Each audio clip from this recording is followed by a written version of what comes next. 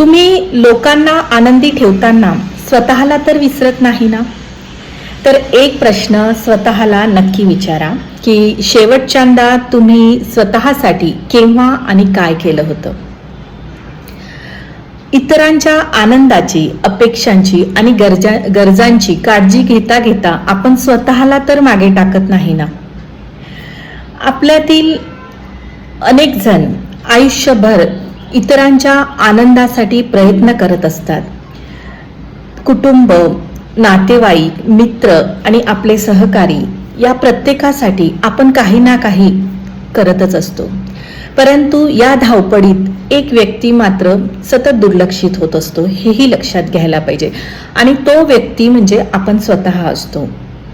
दुसऱ्यांना मदत करणे, दुसऱ्यांची काळजी घेणे ही गोष्ट खूप चांगली आहे.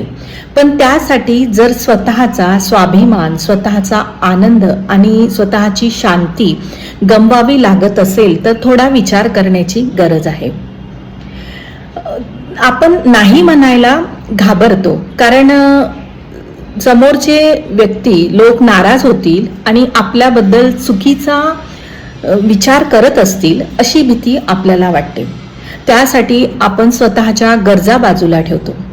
परंतु एक गोष्ट नेहमी लक्षात ठेवा की जसं रिकाम्या भांड्यातून आपल्याला पाणी मिळत नाही, तसंच जर आपला स्वतःजवळ आनंदच नसेल तर आपण तो इतरांनाही देऊ शकणार नाही. म्हणूनच स्वतःसाठी वेळ काढणे, स्वतःसाठी जगणे आणि स्वतःचा विचार करणे हा स्वार्थ नसतो.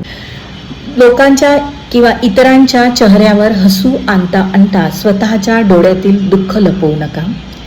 स्वतःला विसरणं म्हणजे त्याग नसून तो स्वतःवर केलेला अन्याय असतो. तुमच्या आयुष्यात तुमच्या इतकं महत्त्वाचं कुणीच नसतं. म्हणून आजपासून एक महत्त्वाचा निर्णय घ्या की इतरांची काळजी घेता घेता स्वतःला विसरून जाऊ नका. स्वतःची पण काळजी घ्या. कारण इतर व्यक्ती, तुमच्या जवळील व्यक्ती जितके तुम्हाला महत्त्वाचे आहात तितकेच तुम्ही पण महत्त्वाचे आहात, त्यांना महत्त्वाचे आहात. तुम्हाला स्वतःलाही तुम्ही महत्त्व दिलं पाहिजे. इतरांसाठी जगता जगता स्वतःला हरवू नका, कारण तुमच्याशिवाय तुमचं आयुष्य कोणीच जगू शकत नाही.